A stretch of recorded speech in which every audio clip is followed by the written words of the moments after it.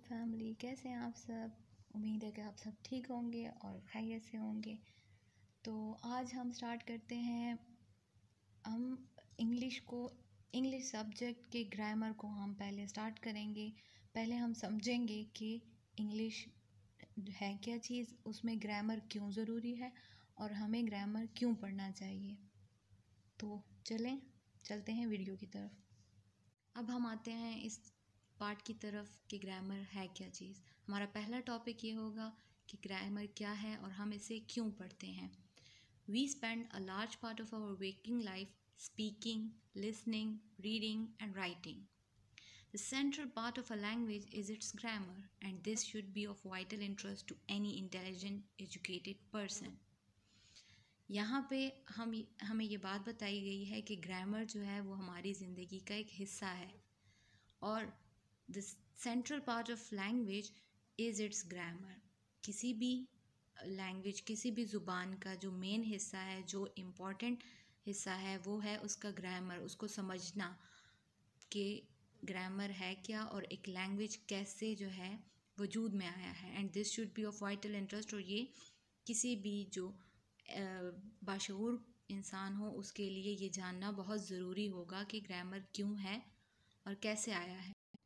Men have for centuries been interested in the language they speak, but only in recent years have they attempted to examine it in an objective or scientific way. जो लोग पहले ज़माने के लोग होते थे वो सिर्फ ज़ुबान को बोलना जानते थे कि ये ज़ुबान हमारा जो मैसेज है, सिर्फ लैंग्वेज का जो मेन मकसद है वो क्या है, it's main purpose is communication, कि ताकि हम एक बंदा जो है वो दूसरे को अपनी बात समझा सके। पर बहुत सेंचुरीज़ पहले ये बात थी कि इंसान को इस बात में इंटरेस्ट नहीं था कि हमारा लैंग्वेज जो है इसकी कंपोजिशन क्या है या इसका स्ट्रक्चर क्या है। लेकिन आज का इंसान ये जानना चाहता है और ये जानता है। तो अगर हम लैंग्वेज की डेफिनेशन पे आएँ ग्रामर की, तो the whole system and structure of a language is called grammar.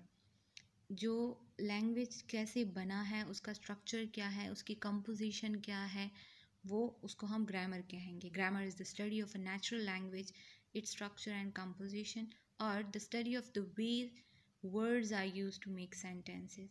अब अगर सिंपली हम कहें कि ग्रामर क्या चीज़ है, तो noun, pronoun, adjective, adverb, verb, ये सब कुछ जो है ये हमारे पास ग्रामर में आता है।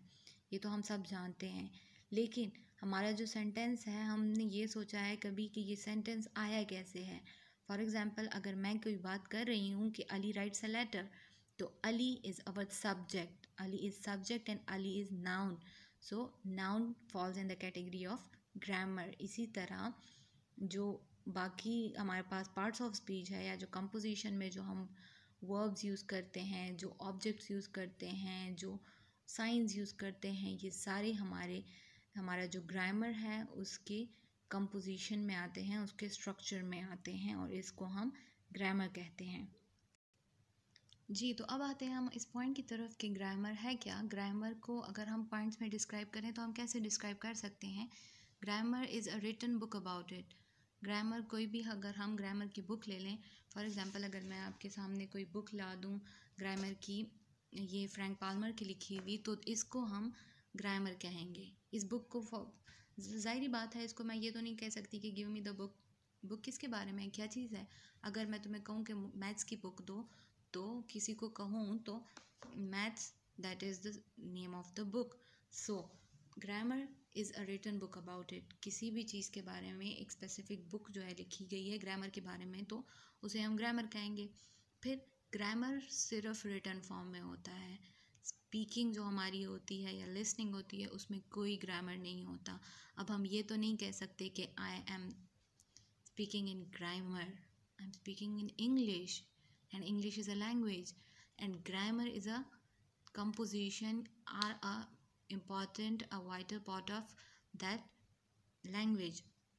हम ये नहीं कह सकते कि हम बात ग्रामर में कर रहे हैं। ग्रामर में बात नहीं हो सकती, बात सिर्फ हम कम्युनिकेशन के लिए करते हैं। लेकिन ग्रामर जो है वो रूल्स और रेगुलेशंस हैं जिस पे एक लैंग्वेज जो है वो बनती है। तो ये हमारे पास सिर्फ एक बुक की फॉर्म में या रिटन, इसके रूल्स हैं वो हमारे पास रिटन फॉर्म में होंगे। और हम थर्ड तरफ आते हैं कि सम लैंग्वेजेस हैव ग्रामर। ज़रूरी नहीं है कि हर लैंग्वेज जो है उसका कोई ना कोई ग्रामर हो। फॉर एग्ज़ाम्पल अगर हम ले लें Chinese language, they do not have any grammar. Just English जो है वो ऐसी लैंग्वेज है, स्पेसिफिकली इंग्लिश नहीं, हर सब्जेक्ट की कोई ना कोई ग्रामर हो सकती है, लेकिन इंग्लिश जो है वो भी बहुत कम उसकी ग्रामर है, इतनी हमारे पास वाइड स्प्रेड इसकी नॉलेज नहीं है। लेकिन चाइनीज़ अगर हम कोई एग्जांपल लें कि some languages have grammar, others do not. Chinese for instance has no grammar, तो हम चाइनीज़ की एग्जांपल दे सकते हैं कि चाइनीज़ लैंग्वेज के पास की जो है उसकी कोई ग्रामर नहीं है। अब हम आते हैं अपने चौथे पॉइंट की तरफ। आई थिंक चौथा है कि grammar is something that can be good और बैड, करेक्ट और इनकरेक्ट। अब गुड और बैड ग्रामर हम किस चीज़ को कहते हैं? बैड ग्रामर वो है जो कि इनकरेक्ट है। अगर हम ये कहें कि इट्स मी, इट्स इनकम्प्लीट, हम आगे कुछ नहीं कह रहे, हम जो रीडर है या जो हमारा सब्जेक्ट है, चलो वो तो इट्स हो गया, लेकिन where is the object, where is the verb. So sentence हमारे पास पूरी कंपोजिशन नहीं बन रही। सेंटेंस कंपोजिशन की भी आपको नॉलेज होगी, अगर नहीं होगी तो अगले वीडियो में मैं आपको वो एक्सप्लेन करके दूंगी। फिर अगर हम बैड ग्रामर की तरफ आ जाएं, सॉरी गुड ग्रामर, तो गुड ग्रामर वही है जो कि करेक्ट यूज़ ऑफ ग्रामर है। I am writing a letter, so I am specifically saying everything and specifying everything कि ये चीज़ हो रही है, और मैं जो सब्जेक्ट भी है, ऑब्जेक्ट भी है, और उनका जो मैटर है, जो वर्ब है, वो भी बीच में मौजूद है, तो it is a good grammar.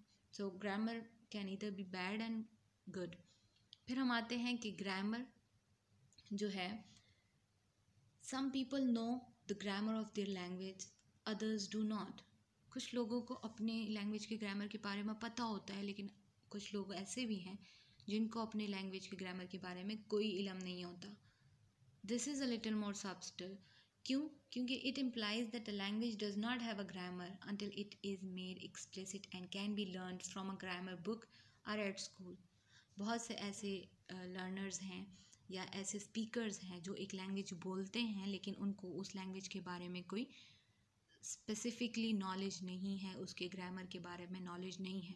अब आप में भी ऐसे बहुत से लोग होंगे जिनको पता होगा कि what is grammar, sorry what is English. वो इंग्लिश में अपनी बात कहना, समझाना सब कुछ जानते होंगे, लेकिन ज़रूरी नहीं है कि वो इंग्लिश लैंग्वेज की ग्रामर को भी फुली अंडरस्टैंड कर सकें। तो ये सिर्फ आपको एक छोटा सा ओवरव्यू मैंने देना था कि इंग्लिश लैंग्वेज या कोई भी लैंग्वेज जो है उसकी ग्रामर ज़रूरी है, ज़रूरी नहीं है। हर लैंग्वेज की ग्रामर नहीं होती, लेकिन ग्रामर जो है वो एक लैंग्वेज की कंपोजिशन और उसको स्ट्रक्चर को स्पेसिफाई करती है। तो उम्मीद है कि आपको मेरी वीडियो और जो शॉर्ट सा लेक्चर है वो आपको पसंद आया होगा।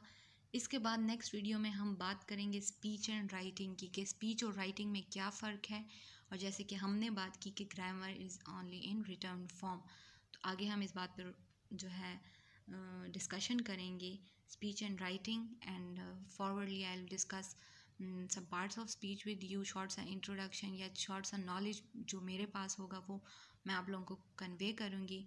And thank you so much for watching this video. Thank you.